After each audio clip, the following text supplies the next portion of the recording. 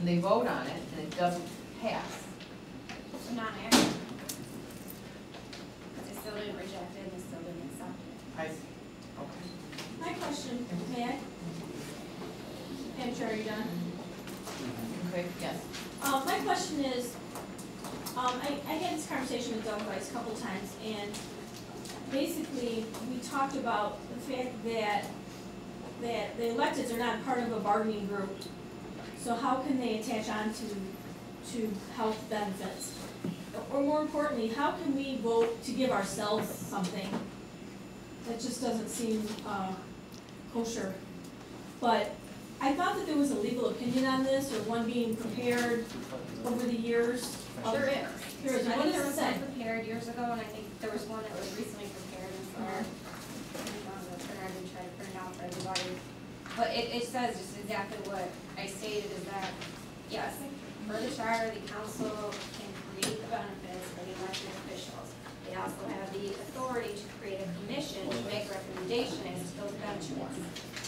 So, but because the creation of the commission, it's not supported by state statute that says that the council can basically give up the right to either approve or reject benefits.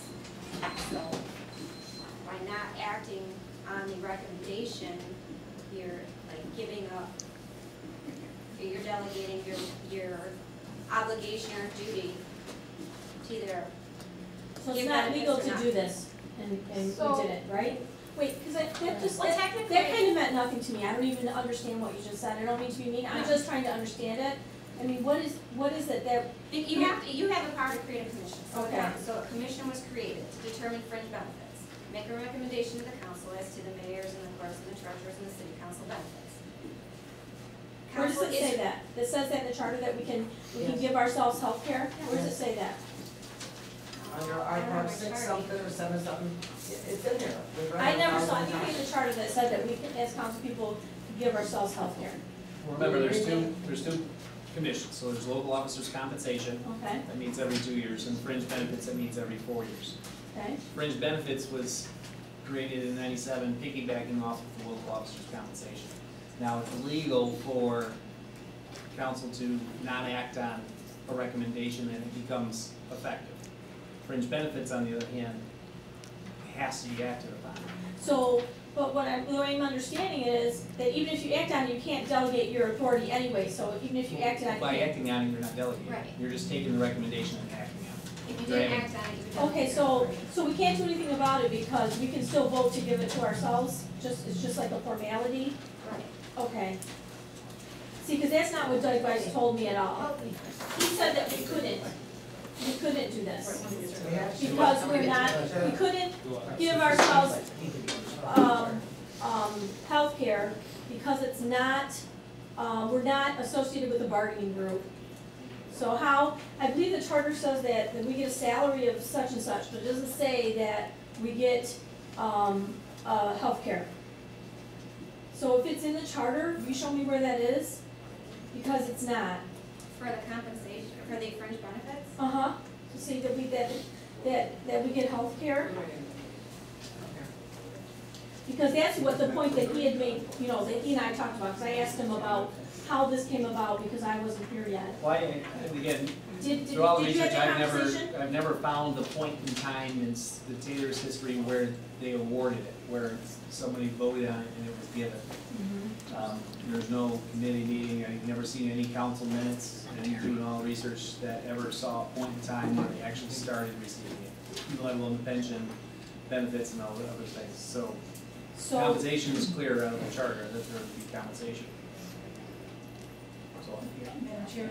Yes. Okay, so the fact that it was initiated and that people are accepted the benefits, to me, the minutes where the council that the chairwoman was referring to, where they made a motion to reject, and you had 2 people saying, yes, reject, and you had 4 people saying, no, don't reject.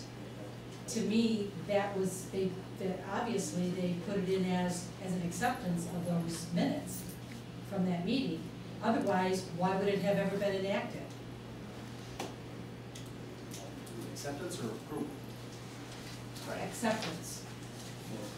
They were saying approval required. But I think that, I'm not Well, sure, but I that think. goes maybe, Madam Chair, Madam Clerk, sorry, to that particular incident after 97 or whatnot. I mean, in 2001, it was clear, council took action on changing the fringe benefit of a pension by eliminating future people from that. They changed the ordinance and eliminated future members, elected members in the pension benefit, from any pension benefit. They changed the ordinance to reflect that in 08, and then later in 09, we attempted, and then the ordinance was changed in 09 prior to the election for any future council members from being able to get that healthcare benefit. That was changed in the ordinance. So the initial ordinance to put it there, did you ever find that? Did you For- vote on that? The For initial- actual benefits, no, never seen any minutes reflecting that. You have minutes showing the formation of the commission? Yes. Like how that got voted in? Is that here? Probably 97, I think, November 97 it started, first reading of the ordinance, and then December it was second reading.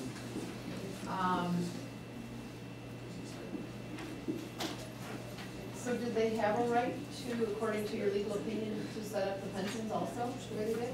Fringe Benefit Commission? No, they didn't do that. Those were in place, from what I can tell, way before this took effect, this 97 commission took effect. Although I saw it in here. No, they eliminated the pension benefit, so the minutes related to, the pension was related to taking away from future elections. What are these pages from? They don't say they're not documents or ordinances or anything, they're just pages that say, brief summary of benefit provisions applicable to daily government management. Like the actuarial report. So, okay, Madam Chair, yes. a question. The positions of mayor, clerk, and treasurer, are they positions that would be full-time, 40-hour per week positions by labor standards, okay, are there any concerns or issues with Michigan labor law related to full-time positions not being afforded, similar benefits? I know this, and again, forgive me, I mean, it's probably a silly question, but I'm trying to think this all the way through. I can't discriminate, like in my private business, that, well, this position, it's a 40-hour position, but you don't qualify, based on, Michigan labor law. Mayor, clerk, and treasurer, they're deemed, full-time positions. Are there any concerns of violating any of those laws? They're gonna get health insurance while they're in those positions. Correct. Right. Because they're full-time, When right? they're working full-time. Yeah. But if you're asking if there's a Michigan law that says that we have to offer retiree health care, or we have to offer fringe benefits, there's no labor law that says that you have to. And this resolution, as it was written, I interpreted it as that at the end of this term, full-time positions included, active, will no longer be afforded health care. Because it just says, current full-time elected officials upon the expiration of their term. Their term expired this Correct. 2013. Correct. We'd have to do And a I- side-by-side analysis But while based they're on the active. labor law to see how they define an elected position. Right. If it's really defined as a labor position, 40 hours. Well, and that's my concern. Have we done that? I pose the same concern over that language, obviously being full-time, but it reads, it's intended to read at the end of your term, you're not carrying that benefit into retirement. So it ends at your term, you're still elected, it's, you have it while you're in term, it's on retirement Instead at of the being end of your lifetime term. health care. Right, but isn't that subject to interpretation the way it currently reads? Yes. So. So it should say your elected term? It I should don't know what it say, should say, but, I mean, it should be cleared up a little bit.